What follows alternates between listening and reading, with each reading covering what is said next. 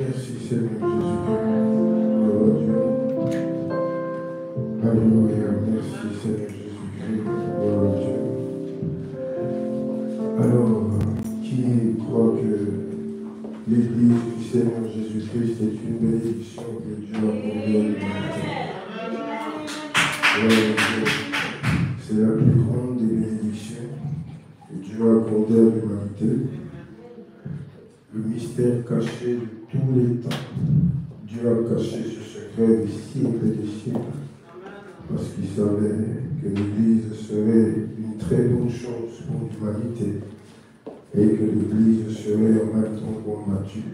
Et au début, Jésus a clarifié déjà des choses. Il a dit une chose, c'est sur cette pierre que je bâtirai mon Église. Donc ce n'est pas l'Église du pasteur X ou Y, mais c'est l'Église du Seigneur. Le Seigneur lui-même est la tête, il est écrit, c'est lui qui commande, qui dirige toutes choses.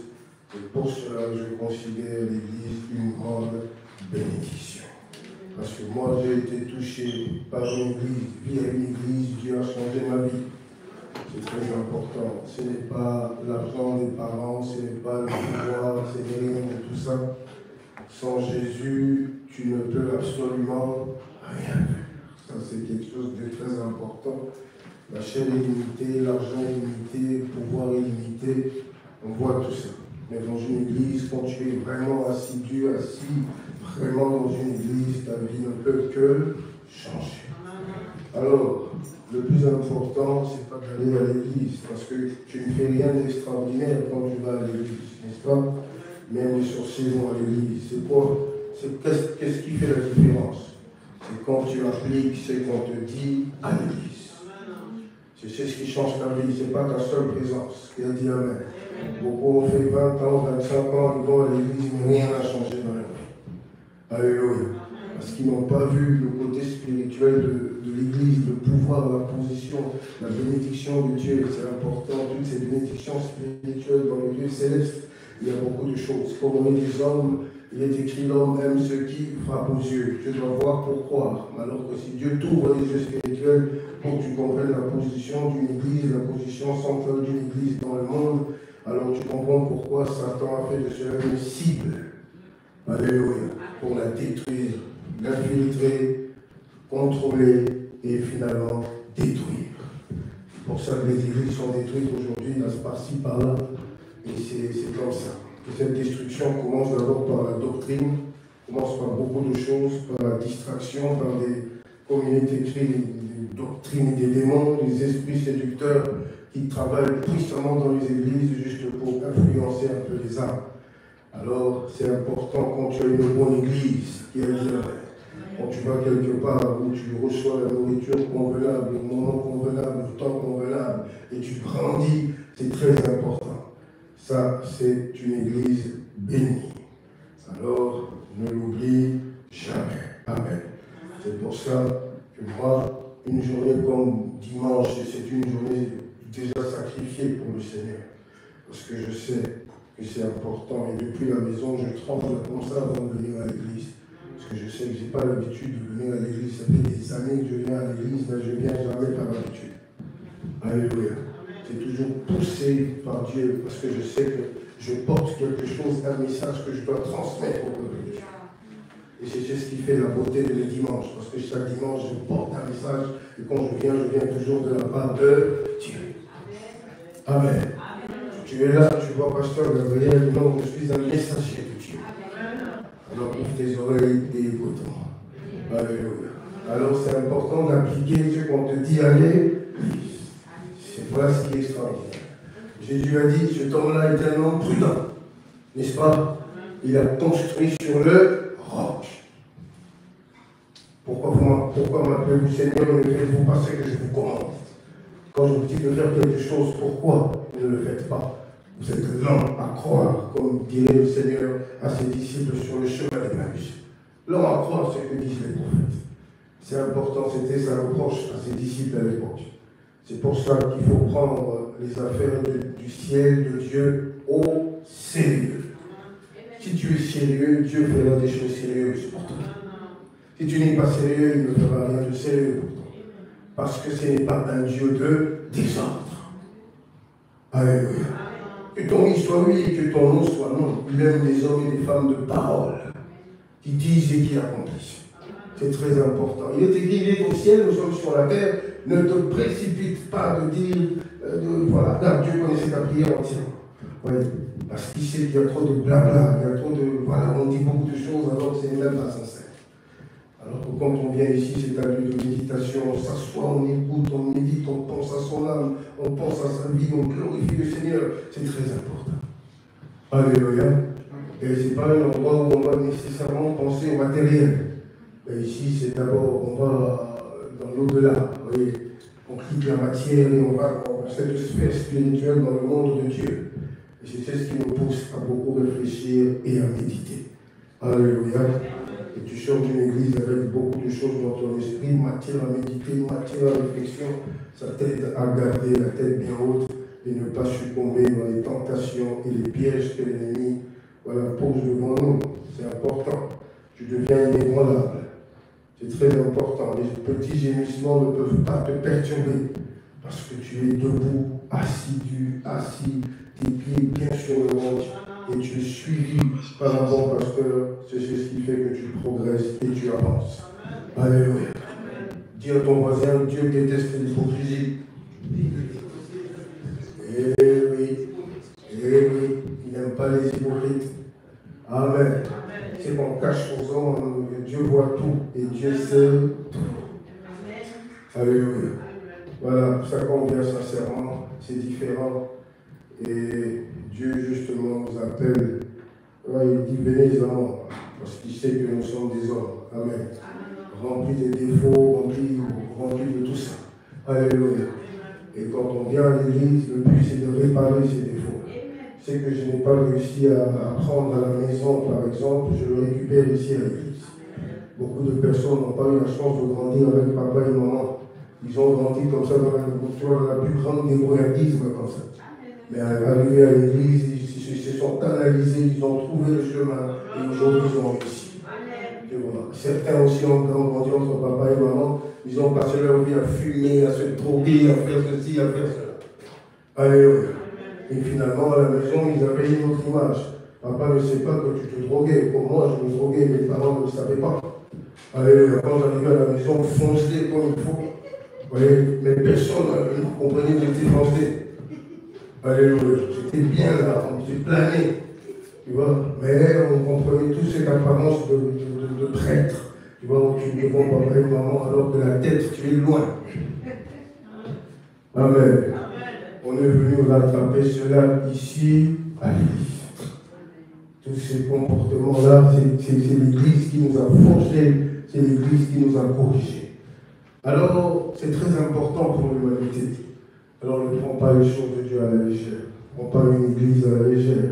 Parce que tu es là pour un but. Dieu t'appelle pour un but. Et les sorciers sont là aussi pour un but.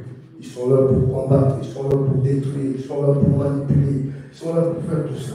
La différence entre un enfant de Dieu et un sorcier, c'est ça. L'enfant de Dieu ne sait pas qu'est-ce qu'il fait à l'église, mais un sorcier sait ce qu'il fait à l'église. Amen.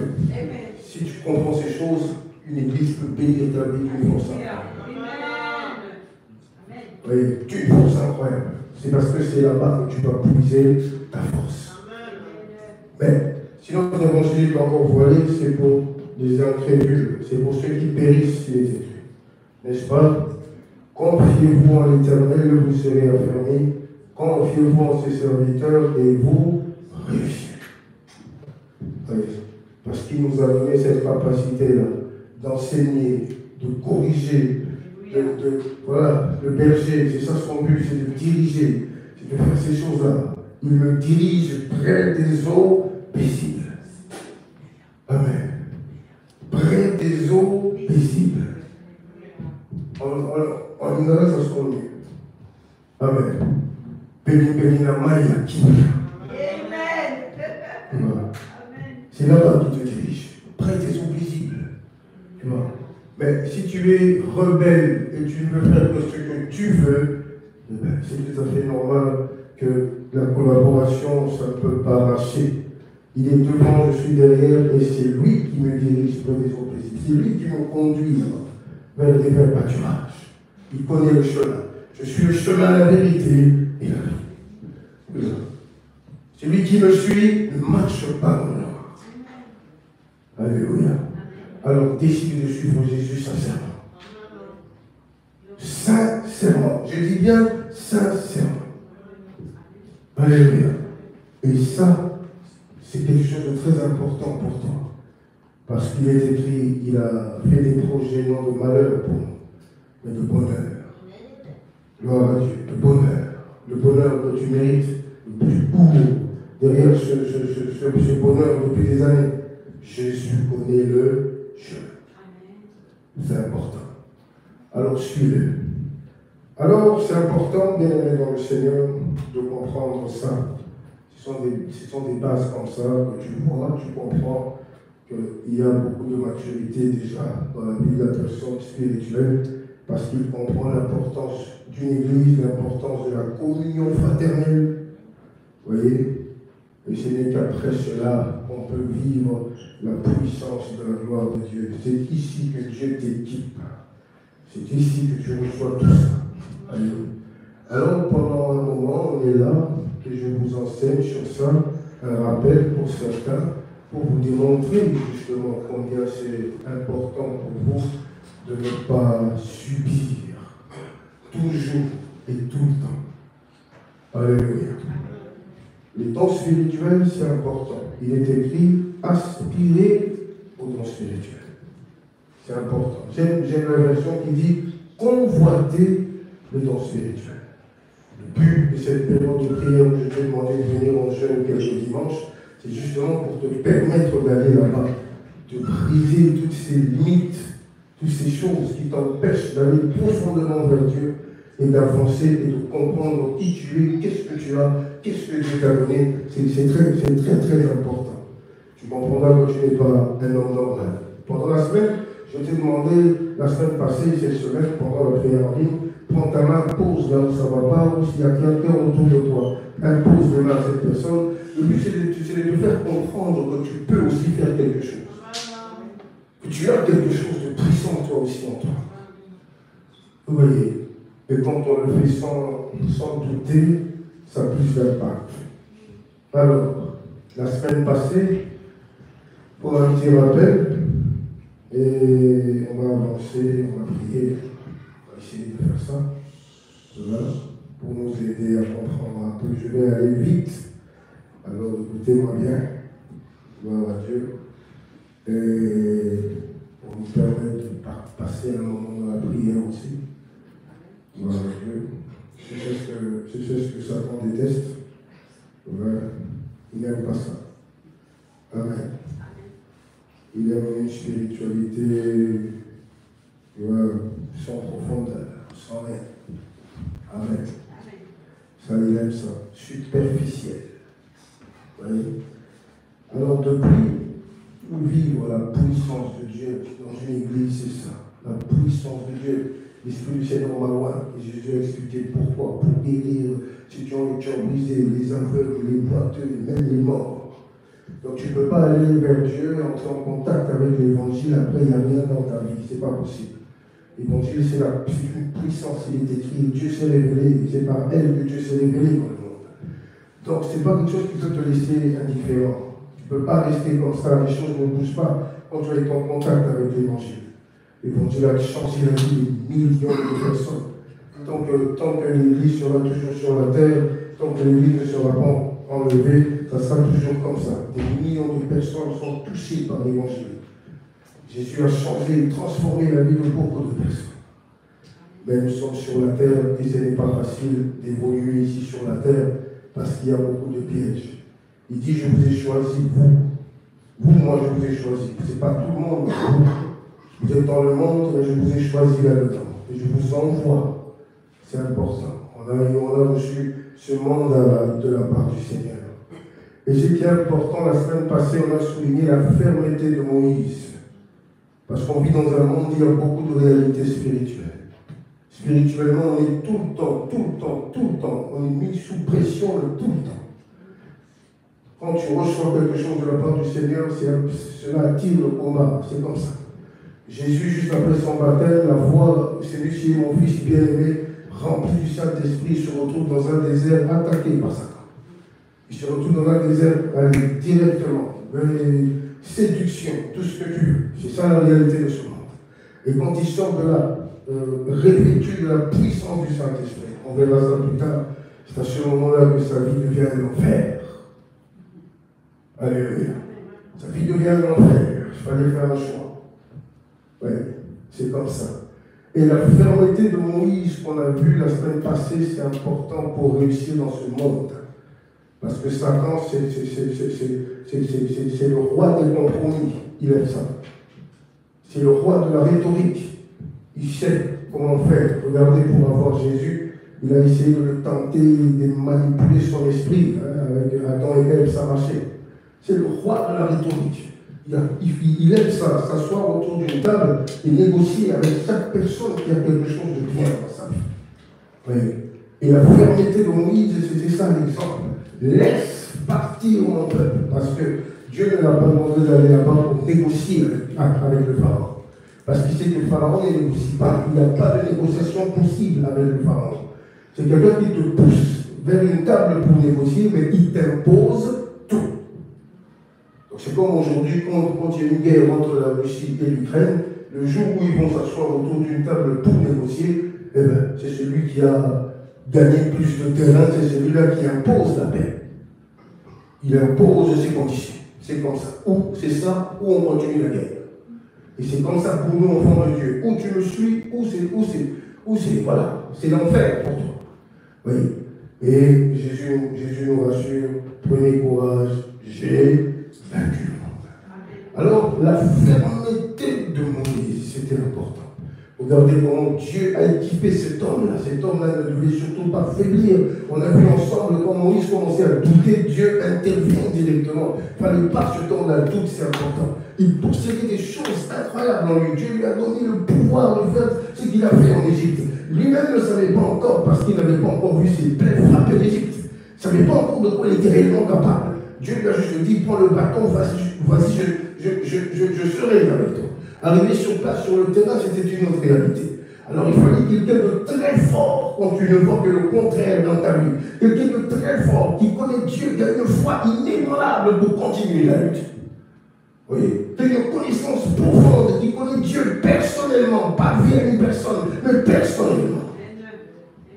Oui, parce que c'est pas facile des fois, tout ce qu'on peut subir ici dans le monde.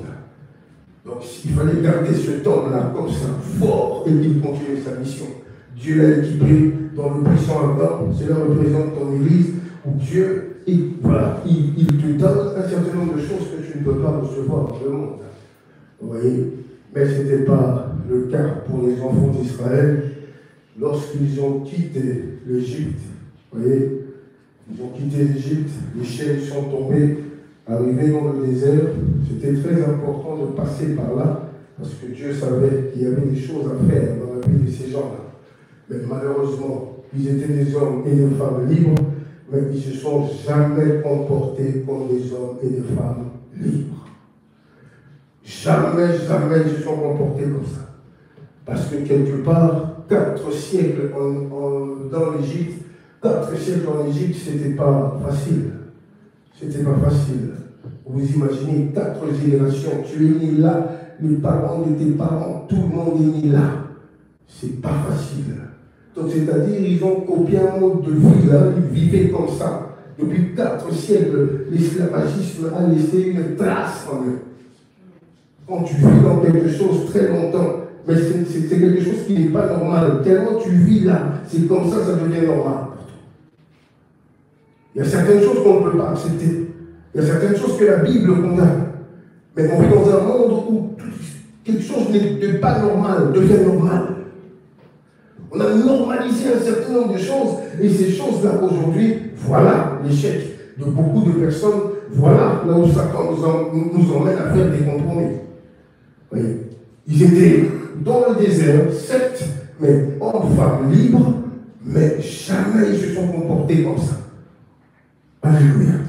Quelqu'un qui a beaucoup traîné dans la rue, demander de l'argent, faire le monde. Je vous ai toujours dit, cette personne aujourd'hui, un CPS peut récupérer cette personne, jamais cette personne. Oui, il est tellement resté dans la rue, c'est comme ça. La rue, c'est la rue. Il aura toujours cette tendance-là à demander l'argent. Une personne qui a grandi là-dedans, dans le milieu des musiciens, là, moi je connais comment ça se passe. Même quand ils ont des millions, ils demandent toujours de l'argent. C'est une mentalité qui vraiment on est comme ça. Ce n'est pas normal, je ne peux pas vivre là où je suis. Mais on a normalisé ça. Un homme ne peut pas accepter ça, mais c'est devenu normal. Une femme ne peut pas accepter un tel traitement venant de je ne sais qui, mais c'est devenu normal parce que c'est le monde d'aujourd'hui. Vous voyez. Et quand nous avons la parole de Dieu, c'est différent. C'est pour ça, la fermeté de Moïse, c'était un exemple important. Et on va voir qu'est-ce que Satan fait, justement. On va un peu aller en arrière pour voir, récapituler un peu tout ça et comprendre ce qu'on dit en ce moment. Et on va se baser sur une femme dans la parole de Dieu, combien c'est important de laisser Dieu agir dans la vie d'une personne pour réussir cette collaboration entre pèlerinage ici sur la terre. C'est très important. Amen. Luc, chapitre 8.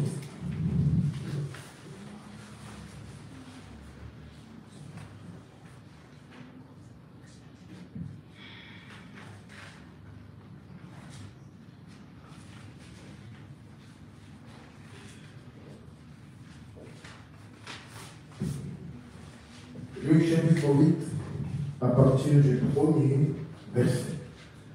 On avance vite, on va prier. Ils vont tout faire pour nous empêcher de prier. Amen. Ça c'est comme ça. Je sais déjà, j'ai vu ça ce matin. Oui. Moi j'ai pas très confiance quand on prie en ligne. Je ne sais pas ce que tu fais en même temps. Pas très confiance. Moi, je suis dans la chambre en train de transpirer et toi, tu es en train de faire, je ne sais pas quoi. Pas très confiance. Je préfère comme ça.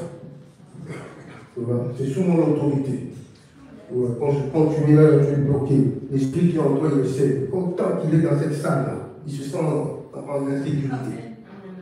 Il doit tout faire pour que le culte finisse, que les Brésiliens rentrent ici très vite. Comme ça, tu pars. Ils vont rester ici au long des... C'est ça notre démarche actuelle. C'est la puissance de Dieu pour libérer les hommes. Quitter un peu l'illusion là, tout ça. Non. La prière, c'est pas quelque chose où tu te sens lourd, tu as prié comme si tu n'as pas prié. Moi, parfois dans la chambre, je suis là, je transpire. C'est pas possible. Hein, Daniel, tu m'entends crier, non? Dans la chambre, tu as telle personne. Je sens la puissance de Dieu. Cette puissance est limite dans ma chambre. C'est pas possible. Qui peut venir ici et recevoir power? C'est compliqué parce que toi en ligne là-bas, peut-être qu'en même temps tu es en train de dire ceci, peut-être qu'en même temps tu es en train de faire cela. Certains même dormir. Comment tu peux dormir pendant que je crie dans tes oreilles?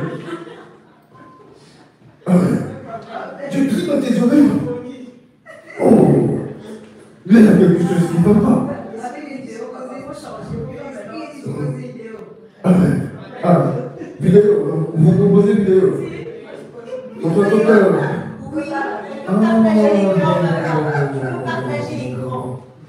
Bon. Ça, c'est pas bête, C'est pas bête. Amen. C'est très important. Parce que ces forces-là, ils sont tellement malades. Je pense qu'à un moment, il faut dire non, stop. C'est terminé, ils ont assez influencé les choses. Et c'est important, c'est que je vais vous dire aujourd'hui, je vais vous donner certaines définitions et tu comprendras pourquoi ils viennent faire ça. Pourquoi? Alors c'est très compliqué, souviens-toi, je l'ai dit, quand il y a encore les ténèbres, c'est compliqué de voir la semence de Dieu s'épanouir et créer des bonnes choses dans ta vie. Tu verras toujours qu'il y aura toujours, tu seras bipolaire. Tantôt tu montes, très vite tu redescends. À un moment, tu as envie d'aller, le feu brûle, et tu pars, mais très vite tu reviens en arrière. Et quand tu reviens en arrière, alors on est ici. Amen. Vous voyez. Alors c'est très important pour nous de comprendre l'origine de ces choses. C'est pour ça que je vous ai dit, aujourd'hui, ce qui n'est pas normal, ça ne t'inquiète plus. Il y a certaines choses qui arrivent dans ta vie, ça devrait t'inquiéter. Mais pourquoi ça ne te dit rien, ni chaud ni froid? Parce qu'on vit là-dedans depuis des siècles. Vous voyez, ce n'est pas normal. À un moment, certaines choses doivent te donner matière à réflexion. Comment que je commence quelque chose, je finis jamais? Pourquoi je suis toujours dans ce domaine-là, il y a quelque chose qui me bloque toujours ici? Pourquoi je n'arrive pas à faire ceci, cela? Alléluia. C'est important. Ce n'est pas normal. Alors, quand la sorcellerie s'en mêle, c'est terminé. Allez. Alors l'Église est là justement pour ça. Libérer les captifs. Vous connaîtrez la vérité et la vérité vous affranchira. Vous affranchira de toutes ces choses, de la chaîne, ainsi de suite, pour permettre et laisser la semence de Dieu croître, être équipée et faire ce dont Dieu t'a envoyé sur la terre. Voici 8, 1. Je lis au nom de Jésus. Amen. Ensuite, Jésus allait de ville en ville et de village en village, prêchant et annonçant la bonne nouvelle du royaume de Dieu. Les tous étaient auprès de lui, avec quelques femmes qui avaient été guéries d'esprits malins et de maladies. Je veux que tu suives bien cette lecture. Vraiment, je ne serai pas long, je n'ai pas le choix, il faut prier. Je sens besoin de prier pour certaines personnes ici. Relis le premier verset. Ensuite, Jésus allait de ville en ville et de village en village, prêchant et annonçant la bonne nouvelle du royaume de Dieu. Très important. Les 12 étaient auprès de lui, avec quelques femmes qui avaient été guéries d'esprits malins et de maladies. Je veux que tu soulignes déjà ça. C'est important, toutes ces personnes qui suivaient Jésus. Amen. Suivez Jésus. Il allait de lieu en lieu, de ville en ville, de village en village. Il annonçait la parole, il guérissait les malades, tout ça. C'était la mission de Jésus. Il a répété 1000 fois. C'est le Père qui m'a envoyé. Et voilà. Et le Père agissait dans le Christ d'une manière incroyable. Mais ce qui est important pour nous, c'est de voir toutes ces personnes qui l'accompagnaient. Parce que je sais que pour accompagner le Seigneur Jésus dans une mission ici, ce n'est pas facile. On donnait tous les bâtons possibles dans les mains pour ne pas le suivre. Pas du tout alors. Peut-être pour un temps, pendant 1 heure ou 2 jours, et après, c'est très compliqué. Vous voyez, c'est très compliqué. Alors, Dieu n'est pas comme les hommes. Suivez ça. Il nous dit, je ne suis pas un homme. Quand Dieu commence quelque chose, ce n'est pas un Dieu qui va te dire, oh, bon, j'arrête parce que tu es trop bête. Non. Alléluia. Amen. Il va toujours avec toutes ces choses-là, le programme, il doit réaliser ce qu'il a dit. C'est important. Quand il commence à travailler dans la vie d'une personne, tu peux toi-même devenir un blocage terrible. Mais s'il le faut, il attend 40 ans, comme avec les enfants d'Israël. Alléluia. S'il le faut, il peut attendre 40 ans. Il a fait avec les enfants d'Israël. Mais le plus important, c'est que dans sa nature, il ne peut ni se tromper, ni mentir. Donc, si Dieu suivait cette fureur et éradiquait les enfants d'Israël dans le désert, ce serait comme si Dieu a échoué. Oui. Alors qu'il est parfait, il est saint, il n'échoue jamais. Il ne ment jamais. Donc, c'est-à-dire, s'il y a quelque chose qui traîne à un moment, Ésaïe 59, non, la main de l'Éternel n'est pas trop courte pour sauver, ni son oreille trop dure pour entendre, mais ce sont vos fautes qui mettent une séparation.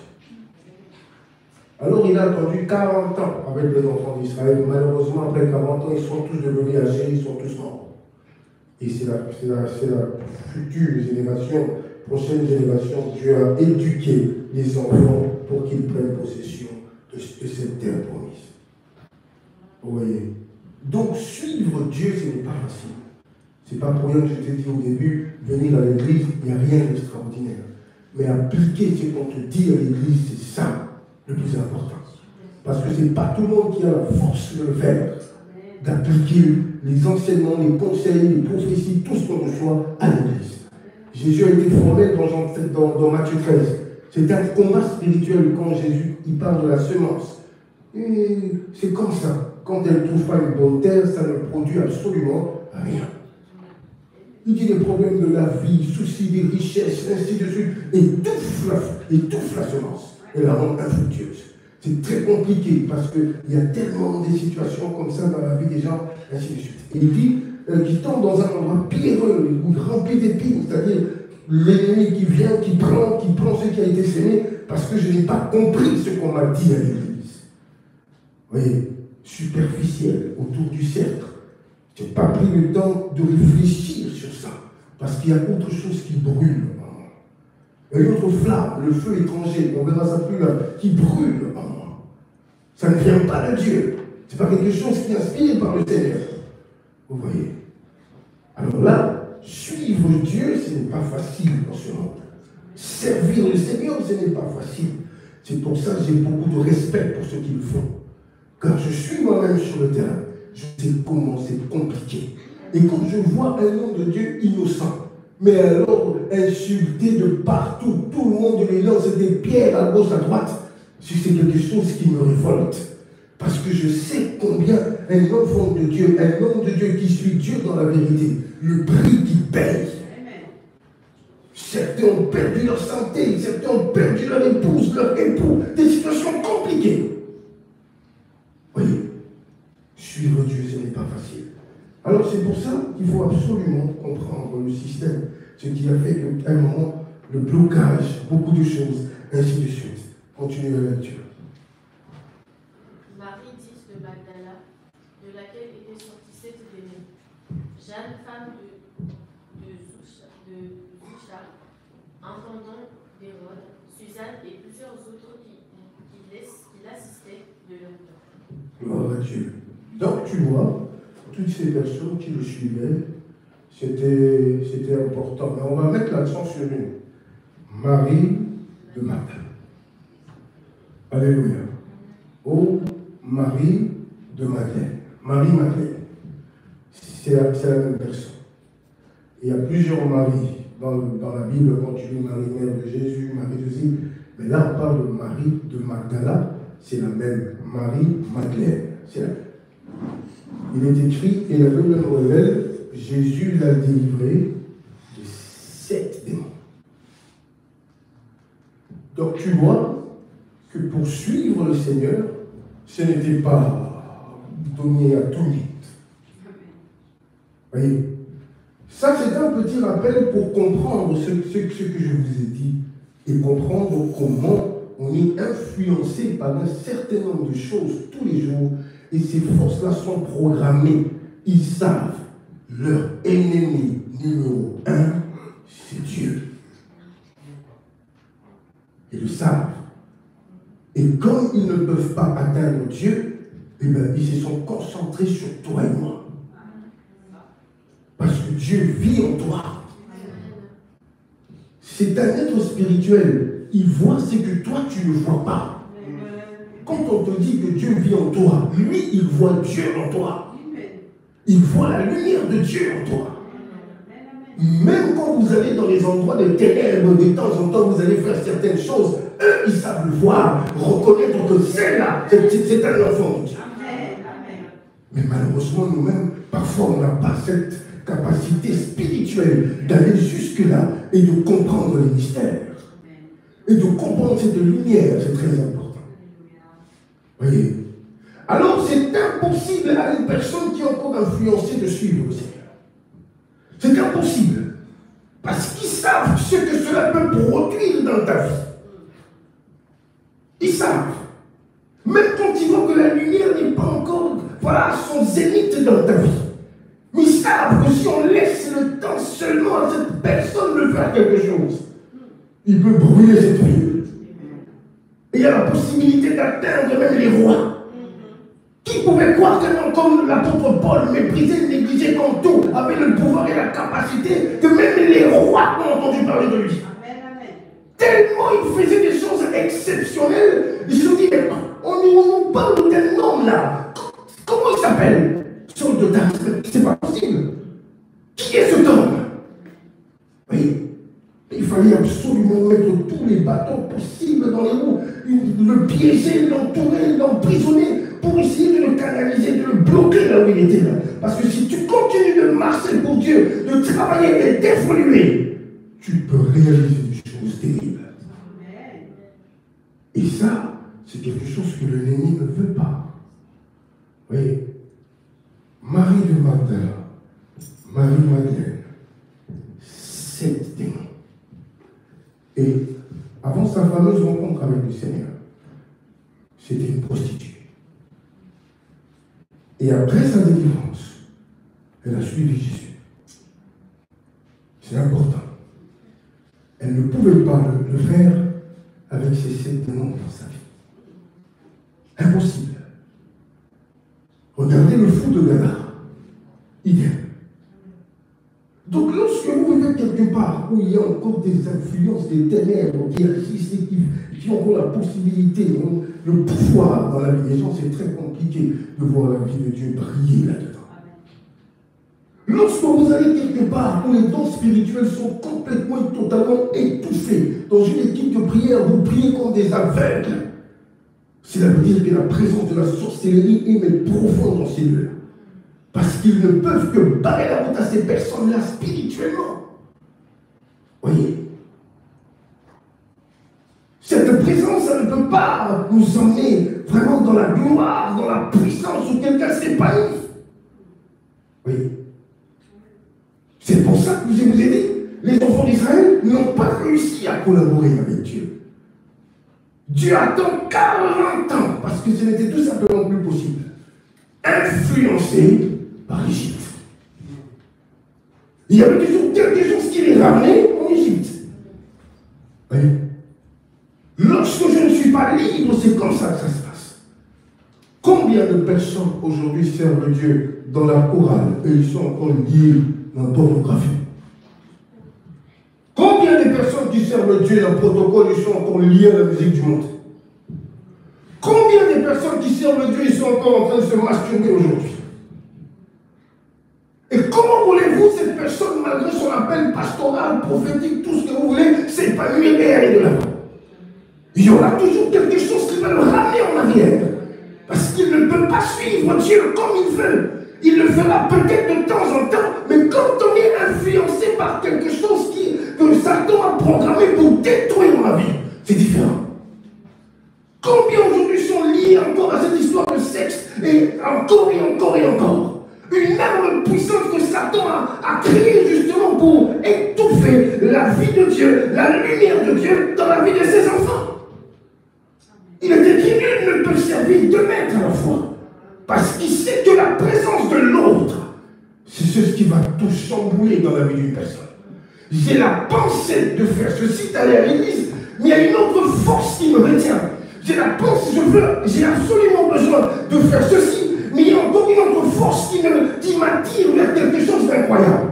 Et très souvent, c'est le côté obscur qui m'emporte le bras de fer. Qui me comprend? Vous voyez, 7 démons. Tu comprends pourquoi c'était une prostituée. Tu ne peux pas résister à ces démons. C'est impossible. Et le fou de Gadara est devenu carrément fou. Parce que c'était une légion des démons. Vous voyez, une personne qui ne contrôle pas sa vie. Et surtout quand il s'agit de la prière. Amen. Alors, cette collaboration, c'est important. Dieu fait de son mieux pour nous séparer de cette réalité. Parce qu'il sait qu'ils viendront toujours te mettre des bâtons dans le dos. Quand c'est autour du cercle et c'est superficiel, je vous ai dit, c'est quelque chose que Satan permet. Mais quand ses intérêts sont menacés, alors là, pas question. C'est comme ça. Amen. ce n'est pas normal, il faut dénoncer. Il faut dénoncer. Il faut se dire qu'il y a quelque chose qui ne va pas. Je vous dis qu'il y a des chrétiens malades qui font des choses incroyables et finalement, ce sont des choses qu'on préfère protéger. Alléluia.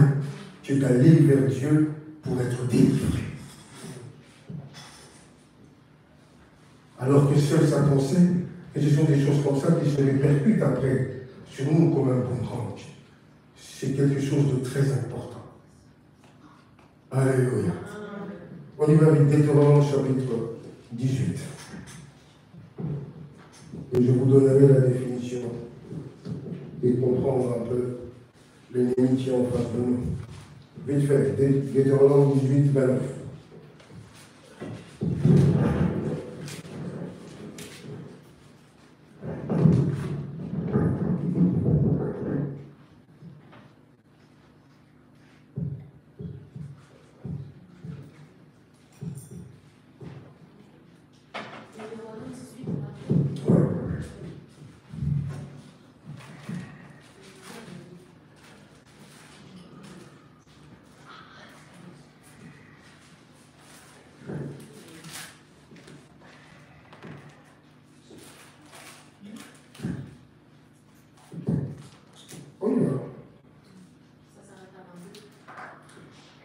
J'ai eu le même problème avec toi chez toi.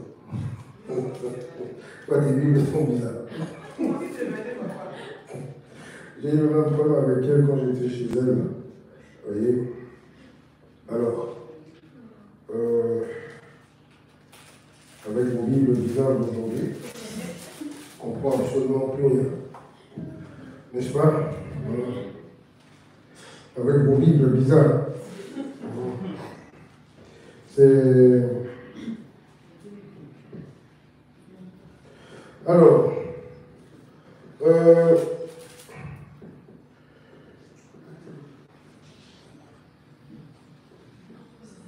lis le verset 9.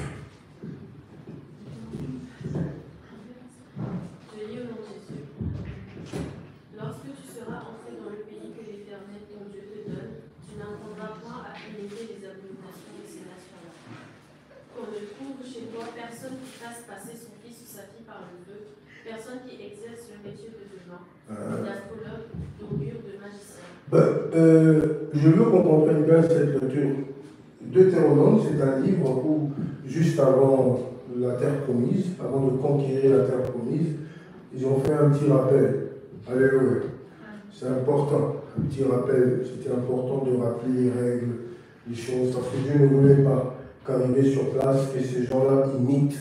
Vous voyez, la vie des Amoréens, tout ça, c'était des personnes qui faisaient des choses terribles.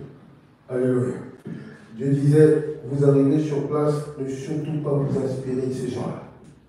Tout ce que ces gens-là font, tout ce qu'on vous dit, tout ce qui se passe, ce sont des choses terribles. N'imitez pas les nations. Amen. Il ne faut pas envier quelqu'un qui vit, voilà, qui fait n'importe quoi, par exemple, qui réussit n'importe comment. Vous voyez, tout ce qu'on vient de voir, ce sont des choses spirituelles qui peuvent souiller la vie de tous ceux qui vont vers ces esprits, vers ces pratiques bizarres dans le monde. Vous voyez, c'est très important. Et Dieu prévient que les pratiques que vous allez trouver là-bas, qu'il ne faut surtout pas, ça ne doit surtout pas, voilà, influencer quoi que ce soit en vous, parce qu'il nous a donné une parole. Relis le verset 9.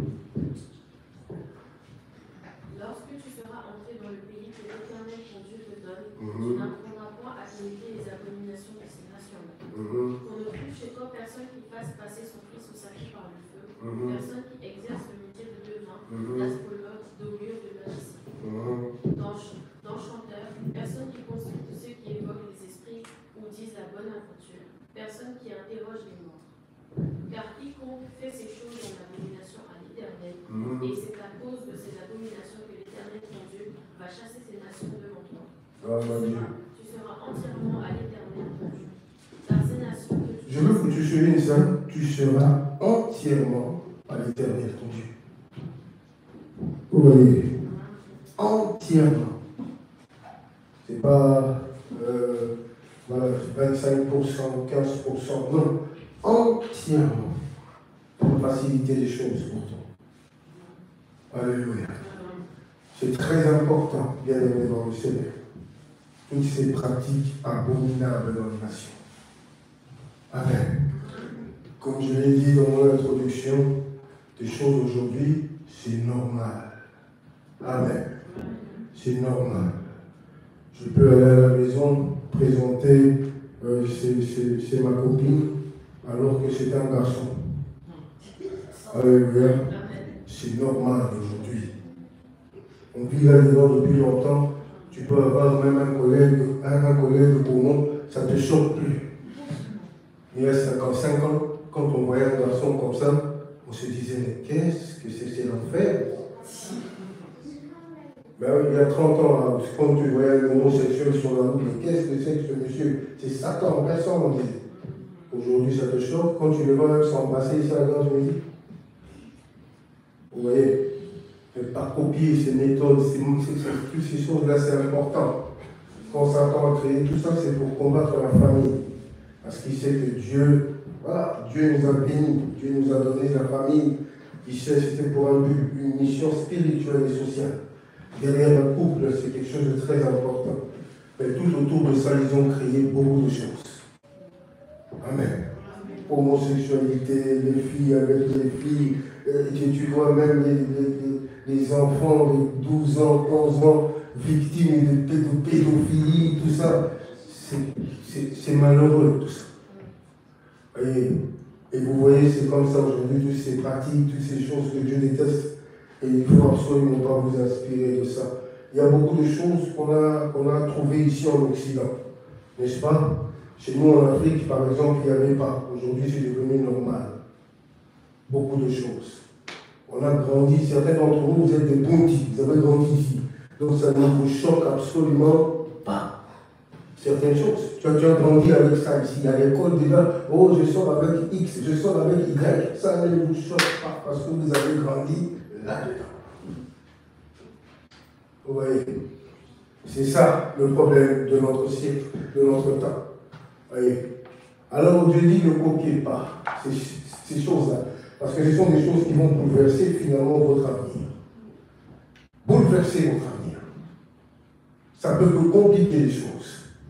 Ceux qui ont la grâce de connaître Dieu à 17, 18 ans, tu l'as, mais c'est une grâce, mais tu n'as pas été. Parce que tu peux construire avec ton Dieu quelque chose de fort. À 29 ans, à 28 ans, tu es loin. Parce que tu as compris les pièges de ce monde. Mais ceux qui passent leur temps entre 17 ans et 28, 29 ans en cherchant tout et n'importe quoi, aujourd'hui, ils sont sans position. Ils ont 28 ans, ils ont 29 ans, alors qu'ils ont connu les 20 ans, 19 ans, 14 ans même. Quel impact l'Église a eu sur toi? Vous voyez? Parce qu'on avait un modèle qu'on a copié. Et ces choses-là, on était là-dedans. Qu'est-ce que ça nous a donné? Aujourd'hui, quand tu regardes dans le rétroviseur de ta vie, tu as envie de changer beaucoup de choses. Beaucoup. Tu vois? Parce qu'on pensait que voilà, on est intelligent, tout ça. Ne sois pas sage à tes propres yeux. Alors qu'on a la capacité d'avoir ça, c'est très important. On y va. On va définir quelque chose d'important. C'est que Satan n'aime pas. C'est pas. J'ai juste pris ce qu'il fallait. C'est beaucoup plus, c'est plus profond que ça. Je te préviens. Et ça, c'est déjà la première définition. C'est très important pour nous aider à comprendre un peu l'adversaire qui est en face de nous. On voit cette dame avait 7 démons qui pouvaient l'influencer terriblement. Amen. Ce n'est pas seulement dans le domaine de l'Église. Il faut élargir ta pensée. Ce n'est pas seulement ecclésiastique. Ça peut être aussi dans la vie de tous les jours. Je ne te conseille pas d'épouser un mari qui a 7 démons. Je ne te conseille pas. Je ne te conseille pas d'épouser une femme qui a 9 démons. Je ne te conseille pas. Sinon, c'est Balthazar en je ne sais quoi. Vous voyez? Tu peux épouser quelqu'un qui peut faire la saleté à l'état pur comme ça, mais un intellectuel. Un intellectuel. C'est pour vous dire que sans Jésus, l'homme n'est rien. Malgré ses diplômes, sa fortune, mais regardez la saleté. La saleté. Et seul Jésus nous guérit de cette saleté. Vous voyez? Comment tu peux épouser quelqu'un qui peut avoir 400 femmes? Il veut concurrencer Salomon. Salomon en avait 1000. Il est combien à 600. Il aura encore à peu près 600, il devient Salomon. Alléluia. Donc, vous voyez, c'est un exemple de la vie de tous les jours maintenant pour te faire comprendre mon enseignement.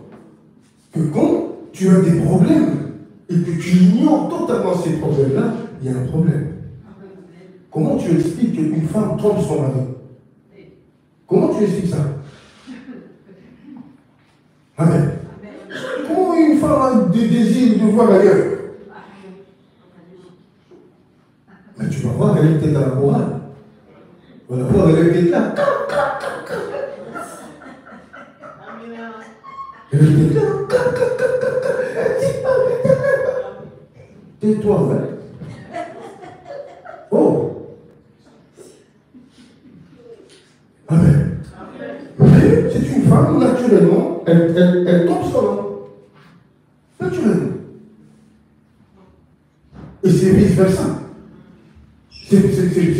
C'est pas normal aussi un homme aussi fasse la même chose. Quand Dieu a créé tout ça, Jésus a dit un homme pour une femme. Les deux deviendront une seule chair. C'est là où ça commence à compter. Avant ça, vous voyez. Donc on peut avoir des problèmes spirituels à ce niveau-là. Tu es faible dans X, Y, influencé par X, Y. Oui. Comment suivre Dieu, comment le servir, comment atteindre le sommet pendant qu'il y a quelque chose qui veut bien, mon fils, bien, c'est pas encore le temps pour toi.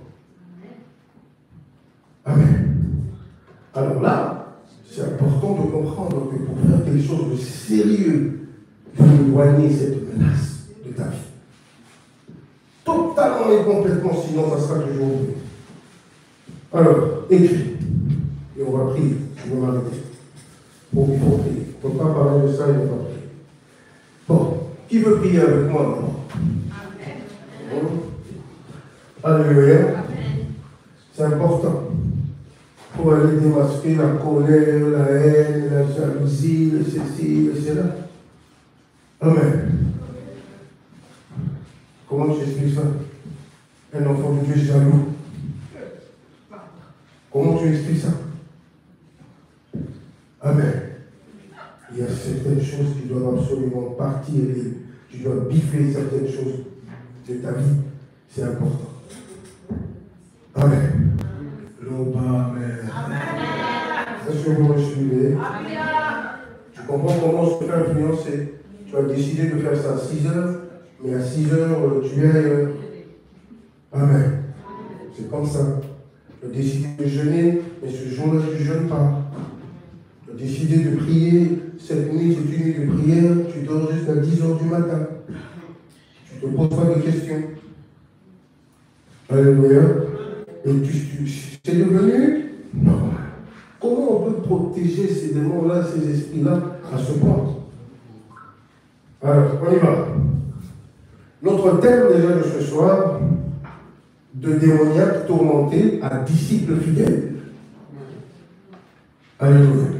Parce que quand on est encore tourmenté, on ne peut pas être un disciple fidèle. On a toujours des situations, des raisons. Je ne suis pas venu parce que je n'ai pas fait, parce que moi, toujours des raisons. Amen. Et surtout quand tu es en face d'un spécimen, que madame ou monsieur, je sais tout. Alors que l'ignorance dans sa vie était tellement, tu vois, d'une profondeur absolue. L'ignorance, c'est la mère de la destruction personnelle. Quand tu ne sais pas et tu penses que tu sais. La situation est tellement spirituelle, mais pour toi, c'est normal. Tu acceptes ce que normalement tu ne devrais pas accepter. Tu ne peux pas vivre là-dedans. C'est pas possible. Bats-toi. Sois courageux. Oui. Donc, de démoniaque à disciple fidèle. De démoniaque tourmenté, Marie de Magdala, n'est-ce pas? Prostituée, combien d'hommes elle a connu dans sa vie, à une femme, aujourd'hui un modèle. la première messagère qui a révélé aux mêmes disciples que Jésus était ressuscité, elle en faisait partie. Alléluia. Comment Jésus a changé la destinée d'une pécheresse. Elle menait une vie sale, de ça à éternel. Si tu meurs aujourd'hui, comme certains aujourd'hui, on pensait que je vais jamais t'oublier, la personne est partie moins d'un an. Tu l'as déjà enterré même dans ta tête. Mais il y a certaines personnes où tu n'oublies pas. Ils ont marqué leur époque. Une trace indélébile. Et je veux que ce soit pareil. Il faut s'inspirer de ces genre de choses. Oui. C'est important. Il ne faut pas qu'on dise que voilà, vous regardez cette sœur-là. Tu as vu comment ça vient tourner? Il ne faut surtout pas faire comme elle. Ne deviens pas l'exemple, la risée de tous. Ou pour enseigner mon fils, je lui parle de toi. Tu as vu? Quand il pensait que voilà, la beauté, c'était je ne sais pas quoi. Regarde où elle est. Combien aujourd'hui, de si belles, elles sont rouges. Alléluia. Je suis beau, le roi du monde. Un king of the world. Ouais. Ils sont où aujourd'hui avec leur beauté?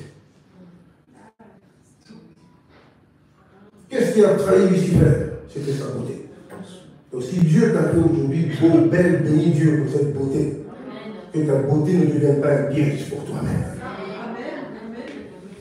Ta beauté peut se retourner contre toi. Qui a compris?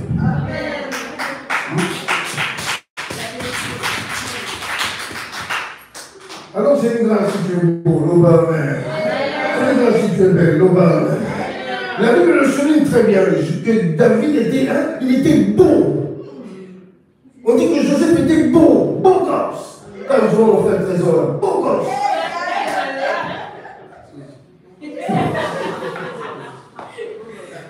C'est important. Et la beauté de Joseph, tu t'en souviens, la femme de Potiphar a flashé sur lui. Petit.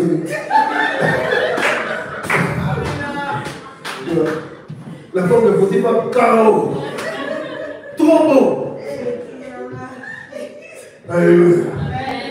Mais la réaction de Joseph, il dit, ma beauté c'est pour ma femme. C'est pas pour toi. C'est pas pour toi. Amen. Alléluia. C'est très important de reconnaître la grâce de Dieu, n'est-ce pas? Mais que ça ne devienne pas un piège pour toi finalement, elle se retourne contre toi. Alléluia. C'est très important. Ces esprits-là sont tellement malins. Ils savent que tu es trop beau. On va venir se cacher derrière ta beauté. Et ils viennent derrière ta beauté, piou. Et toi, tu ne sais pas. Depuis un moment, tu es nu, tu te balades nu. Et tu ne comprends pas qu'il y a des alliances entre ta beauté et Lucifer. Il dit voilà, je vais non seulement détruire ceux qui sont en face de toi, mais toi-même aussi, après, je te détruis. C'est comme ça, à force de tu sors avec ceci, tu vas là-bas, tu fais ceci, un jour tu finiras par suite et tomber. J'ai vu un garçon qui était si beau, c'est pas possible. Je le revois 15 ans après, il ressemblait à rien. Où est partie ta beauté? Tu as passé ton temps à pousser avec toutes les filles parce qu'elles te couraient après. Waouh! Quelque chose qui est censé t'emmener plaisir, comment ça peut se retourner contre toi? Est-ce que tu as déjà réfléchi sur ça? Comment le sexe peut se retourner contre toi? De plaisir à chaos total. Amen. L'excès en tout cause la ruine de l'homme. Amen. C'est important. Alors, écrit. Donc, de démoniaques tourmentés à disciples fidèles, je veux que tu soulignes que c'est notre objectif après cette période de prière. Amen. Disciples fidèles. Voyez. Alors, avec ces 7 démons, c'était impossible. Écrit. Démons, double point, pour que tu comprennes comment ils agissent. Comme ça, toi-même, tu commences à détecter les démons dans ta propre vie. Tu fais quelque chose de démon. Voilà. Comme ça, le discernement. Toi-même, tu vas voir des démons en toi et tu comprendras que j'ai besoin d'aide. En vérité, je vis avec ces esprits en moi. Amen. Cela ne m'empêche pas d'aller à l'église, comme je l'ai dit au début. Donc, amen. Tout le monde peut venir à l'église, mais on n'est pas tous pareils. C'est important. Écrit. Et on va prier tout de suite. Esprit impur. C'est ça. En grec, c'était bien ça. Un être surnaturel, autrement dit. Surnaturel, qui avait le pouvoir d'influencer la vie des gens. Dans le langage ecclésiastique, ça donne ça. Esprit impur. Et le mot impur, c'est important de comprendre ça. Pour te dire qu'il ne va jamais rien t'inspirer de beau et de bien dans ta vie. Jamais. Alléluia. Donc c'est l'image même de la saleté. Souillure. Parce que quand tu as été victime de mari de nuit ou de femme de nuit la nuit, qu'est-ce qui se passe dans ta vie? Tu te réveilles souillé. Souillé complètement. Et tu as même du mal à prier. Écrit.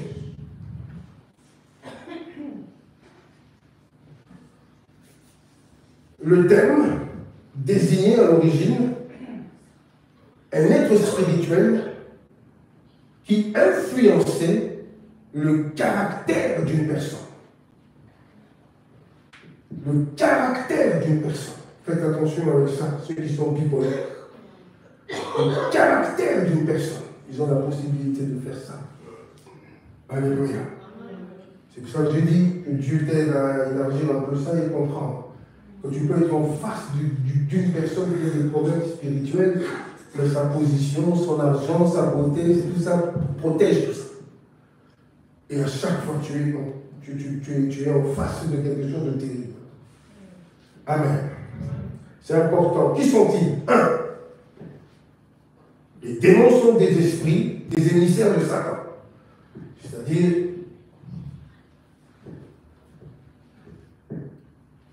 chargé d'une mission. Donc quand il est en face de toi, où tu as été ciblé, c'est toujours pour un but. Vous voyez, ils peuvent influencer, comme je dis, caractère, comportement, ainsi de suite. C'est pour ça qu'on dit, il y a certaines choses que ce n'est pas possible pour un enfant de Dieu. C'est plus possible. Tu ne peux pas mentir autant, ce n'est pas possible. Il y a des esprits derrière. Voilà.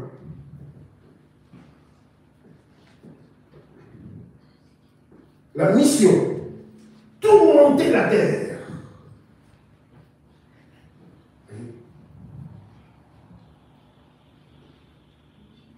Faire du mal.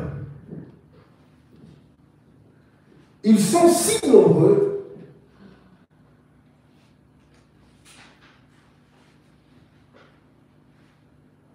que le pouvoir de Satan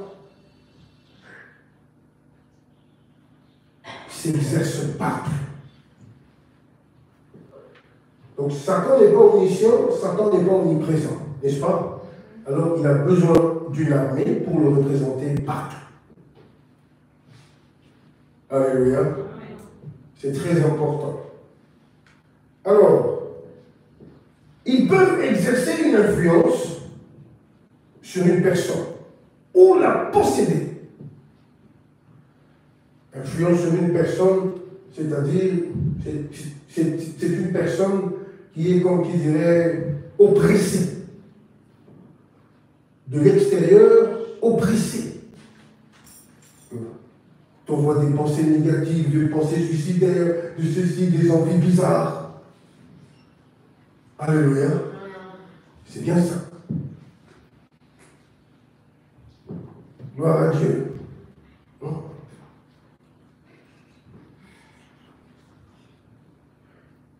Ils sont immondes, violents et méchants. Donc des fois, quand tu deviens méchant, il faut te poser des questions.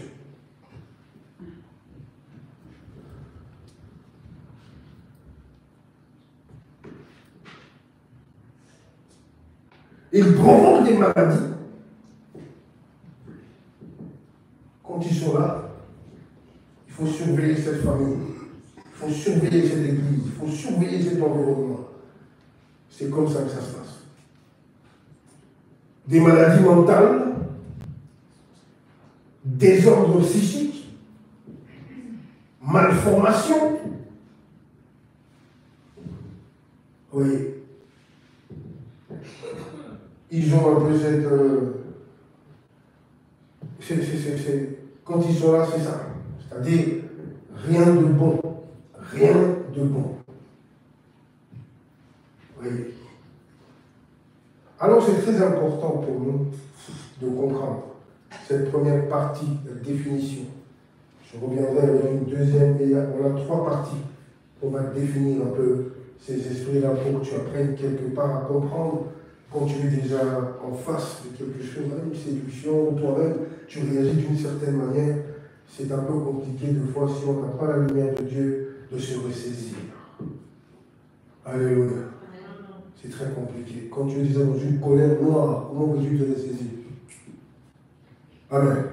C'est très compliqué quand tu es dans une déception atroce, comment veux-tu te relever? Vous voyez? Et c'est très important de comprendre ça. Comment ces esprits peuvent influencer toujours en mal un enfant de Dieu pour le déstabiliser tout ce qu'il fait avec Dieu. C'est un esprit impur.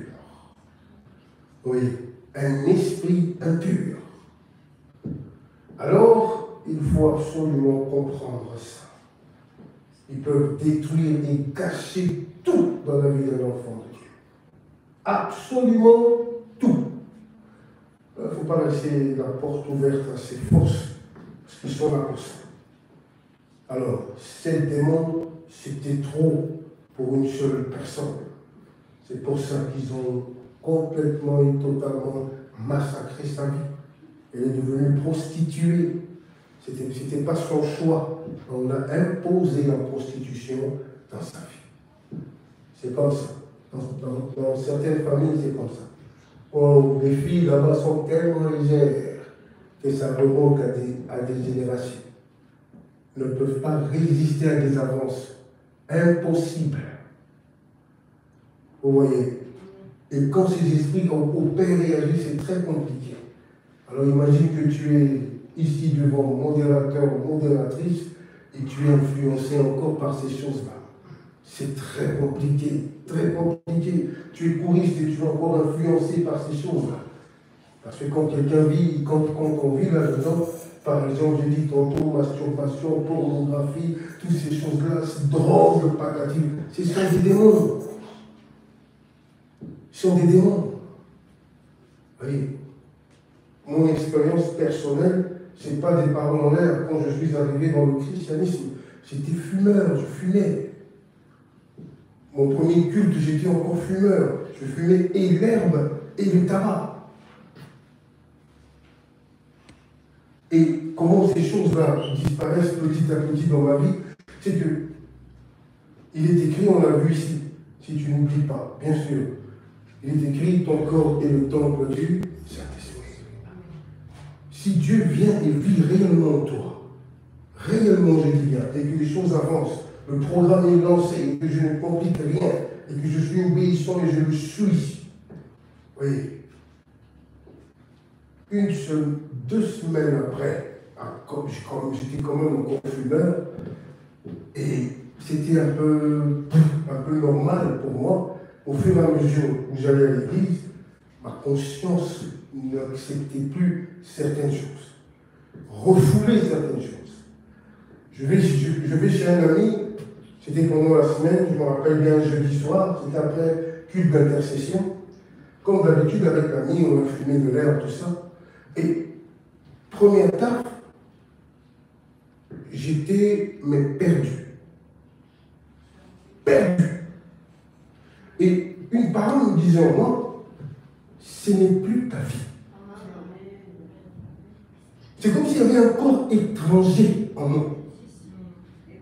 Et je ressentais l'impureté. bien dit esprit impur. J'ai ressenti l'impureté de cette fumée, vapeur, qui me dérangeait outre mesure.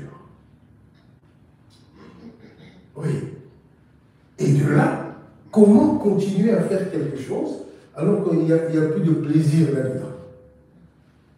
Comment faire quelque chose et à chaque fois être rattrapé par sa conscience qui te frappe, qui te frappe, qui te frappe? Finalement, tu perds. Tu te dis à quoi bon? Parce que quand on le faisait, c'était justement pour, voilà, je veux me détendre, tout ça. Tu veux te détendre par rapport à quoi? Je prends ça pour me détendre, ça me détend. C'est comme ça les démons, beaucoup ont été trompés. Oui. Et ce jour-là, j'ai pris la décision. C'est fini. Il faut faire un choix. Il faut faire un choix. Et c'est pas terminé par là. Je quitte le tabagisme, je quitte la drogue, je quitte tout ça. Vous connaissez l'histoire, c'est une sœur de l'église qu'on envoie, on sort ensemble, ma vie était quand? Le discernement, ce qui se cache derrière chaque chose qu'il y a autour de moi, c'est ce que je comprends beaucoup de choses pour ne pas me faire emprisonner facilement, par des manipulés, par Satan facilement. Quand il y a quelque chose qui ne va pas, le Saint-Esprit te dit d'une manière ou d'une autre. Tu ne peux pas te sentir à l'aise dans certaines choses. Hein, c'était bon. Ce n'est pas normal pour un enfant de Dieu. C'est-à-dire que ce qu'il y a en toi, là, il y a quelque chose qui n'existe plus. Une séparation totale entre toi et ton Dieu. Voyez, de ça, là, à la délivrance totale. Dis Seigneur, je peux le crier où il faut. Je suis libre. J'étais esclave de la cigarette, esclave de la drogue, esclave du sexe, esclave de tout ça.